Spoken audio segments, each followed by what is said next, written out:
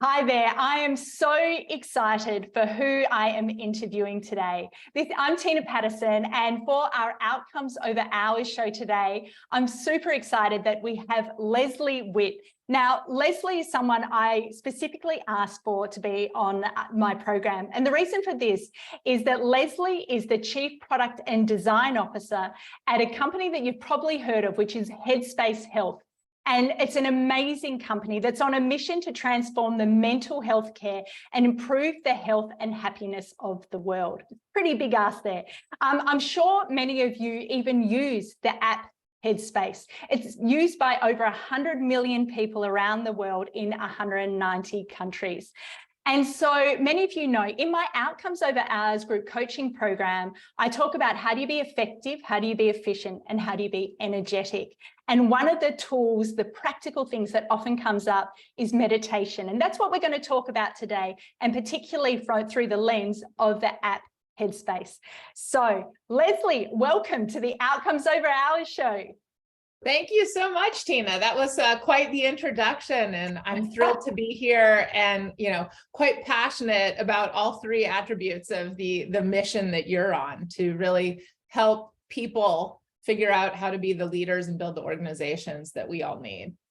Beautiful. And before we started recording, we started talking about things nothing to do with work, such as your love of piano, the fact that you're raising a family. And I love this because it shows people that you don't have to compartmentalize that work side as well as that outside, whatever it is that you're passionate about. So I'd love to hear from you, Leslie, about what has the past 2 years or so been like at your organization and how you've led through it? Yeah, great question. I mean, first of all, I would say, for all of us, I think that those false divides that we may have put up in a pre-COVID life came crashing down, right? As we all came and, started staring in a mirror every day on this wonderful tool called Zoom, and in essence, invited everyone into our homes. And suddenly the kind of distance between these multiple personas and these multiple attributes of our lives, were just front and center in terms of their inextricability. For me, 2 years ago, I wasn't actually part of the Headspace organization. I was working at a phenomenal corporation, Intuit, which also has a great presence in Australia, that treated me to multiple trips to Sydney, a different topic. But what I realized when I was sort of pulled out of the social momentum of work and was, thrust into the situation that so many of us, particularly those with kids, were, where my kids were at home. We were all collectively struggling with digital school.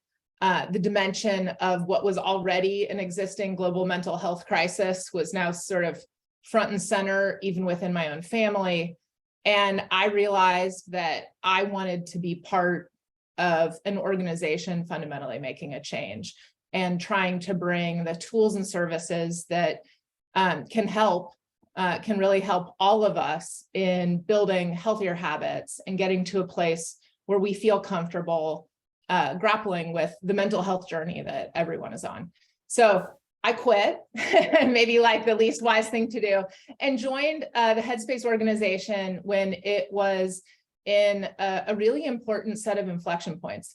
One, the fact that COVID was a mass multiplier to the visibility of mental health crisis and to the mental health crisis itself was quite good for business, right? As you can imagine, it drew a number of folks to discover the Headspace app, maybe to act upon a passive sense that something could make them feel better, and then to actually take action on it. It drew a lot of companies to suddenly be seeking out what these tools and services were when they were seeing their employees struggle and feeling not just that this had an impact on productivity within their organizations, but that they had an ethical imperative as kind of caretaking organizations to actually act in such a way to help their employees and help their employees' families. And at the same time, Headspace had realized it's not enough. And we were seeing more and more members or potential members really come to our front door, not so much to develop a meditation practice, but because they had a vague sense that this was a pathway to help them feel better.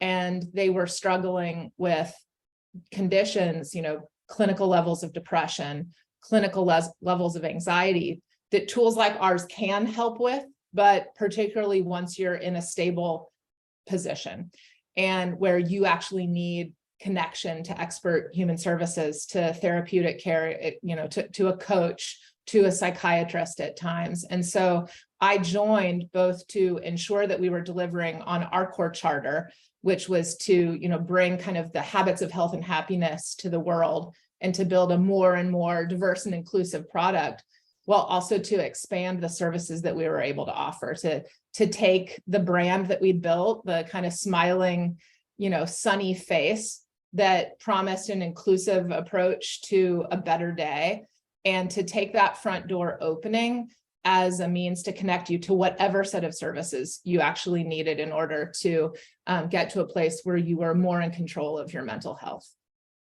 Yeah, beautiful. And I love that looking a bit further upstream, wherever someone is on their journey, that your company can help them across a lot more. I'm interested, what about your own team, of how you've led your team throughout the past 2 years? And I'm interested, is there anything that comes to mind that you've specifically done that has helped them in terms of, be it to attract great talent or to engage talent or to retain talent, that you've implemented that might be useful for listeners to hear?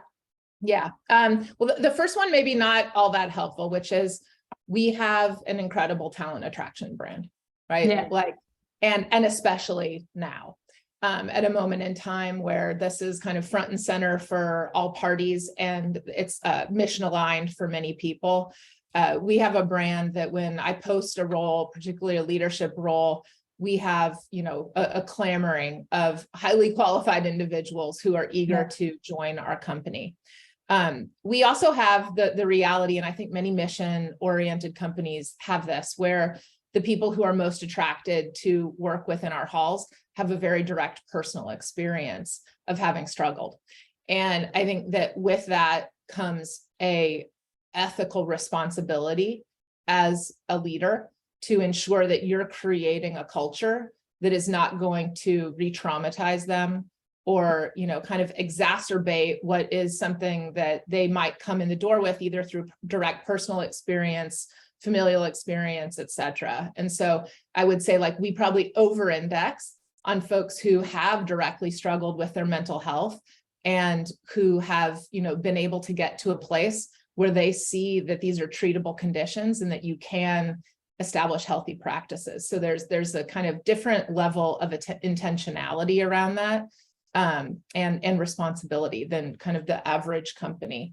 When it comes to retaining folks, the people at Headspace hold our leadership to a high bar.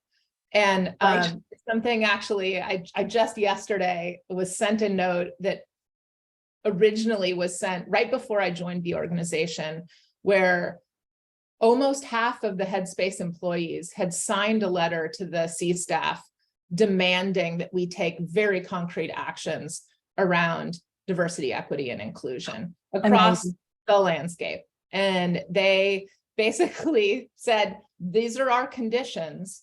This is what we want the organization that we want work for to be, and here's how. Yes.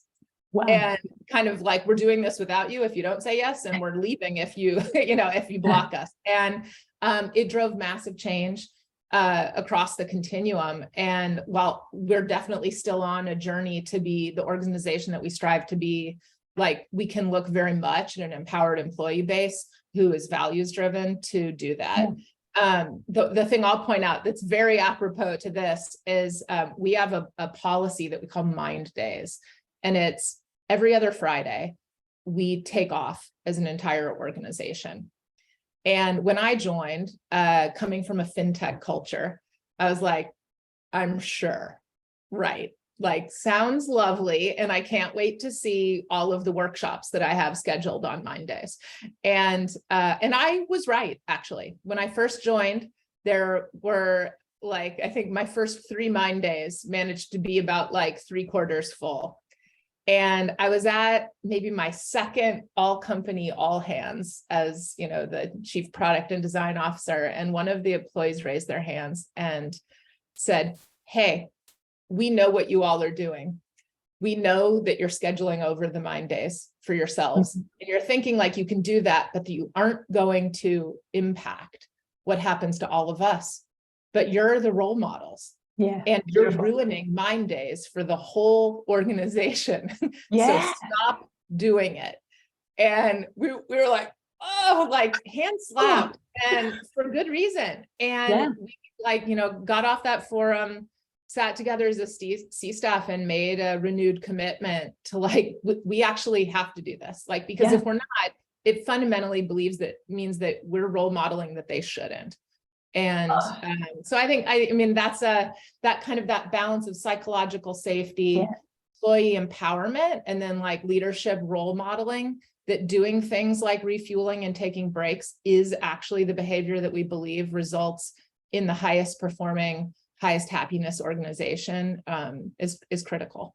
Yeah, beautiful. I love that your employees feel so empowered to speak up also and to be proactive about driving that change. I also love exactly the insight that you got around role modeling. And role modeling comes up so often in my group coaching programs, where people look to their boss and the leaders and they think, do I have permission? Are they okay for me to do that? And it really does start at the top. That permission culture is such that people will know it's okay to focus on looking after yourself. And actually, you're going to be a lot better at your job when you do that. So I'd love to hear, how has your leadership style changed over the past couple of years? If you think back to pre-pandemic, through pandemic, and how you lead now, is there anything that comes to mind of what has changed for you in how you lead your team? Yeah, I came from a really positive work culture. So I don't think I have a massively dramatic transformation to point to, because I came from a place that, wins rightfully many best workplaces to be. That said, I would say that as a leadership group within my previous work culture, we showed very much a efficiency with ambition equals endless productivity reality. And you feel that kind of endless, I'm just imagining being back on the treadmill, right? There's a reason that we use that terminology. And, I'm someone who enjoys waking up in the morning very early. I'm a natural farmer. That's my circadian rhythm. And I was amongst a group, maybe not all of natural farmers, but of people who have made themselves farmers, and would be just volleying back and forth at 5 o'clock in the morning, and didn't necessarily do that to the workaday teams, but they sense it, right? And it filters down. Absolutely. And that kind of waking up to that stress. And while I still wake up quite early, I give far more of that time to myself. And I use it as a mechanism now to make progress on things whose blast radius doesn't as directly hit my employees. And then we have very upfront conversations. And I think this is a big part of building an inclusive, diverse, well culture, about the fact that I have my rhythms and I have the reality that works for me. I have my 11-year-old twins. I have all these vicissitudes that define why I'm going to be making certain choices that align for me. I do not presume that those are what works for them. And so we talk explicitly about defining your boundaries and the permission to lean into what actually works for you. I think this is really critical in a hybrid work era, right? We're finding this toggle into it'll be 3 days a week and those days will be Thursday. And, I don't believe that that's actually the structure that almost anyone really flourishes within. I think it's all about figuring out what are the amendments that you can make in order to prioritize some level of team and organizational need, while ensuring that your personal needs are honestly top of the heap. Yeah, beautiful. It reminds me of one of my clients who's a chief operating officer. One of the sayings that she uses with her team is make the implicit explicit, which I love. It's exactly what you're saying here, Leslie. Have the conversation so that people don't feel guilty if they're logging on a bit late or leaving early as such, from this old-fashioned notion of you have to work Monday to Friday between 8 and 5 or whatever it might be. Yeah. Fantastic. Next question for you is, what is your definition of working smarter? Mm-hmm.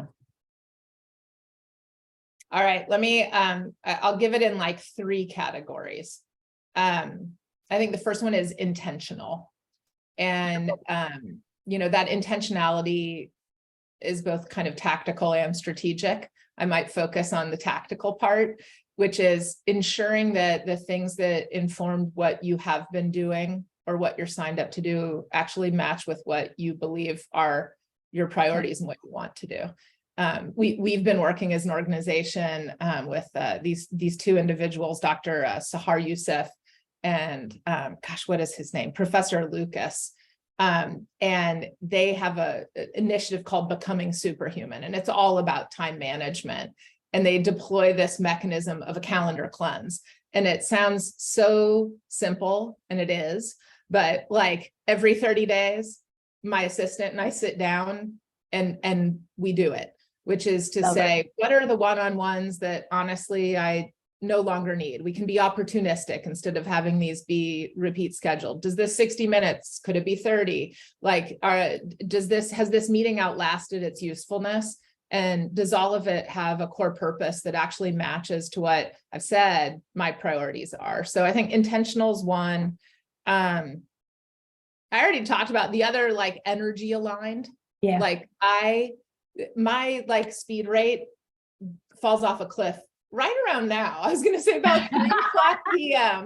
I just watched like, you know, so this is actually a great time to be having conversations like this. And so I'll often schedule not so much like where I need to be operating at high speed, but where like I can shift into more conversational mode in the afternoon and like kind of take advantage of my own energy cycles. And then unless there is literally like an emergency, I just simply don't work after 5 p.m. And like that should be interpreted in double meaning. I don't work and I don't work.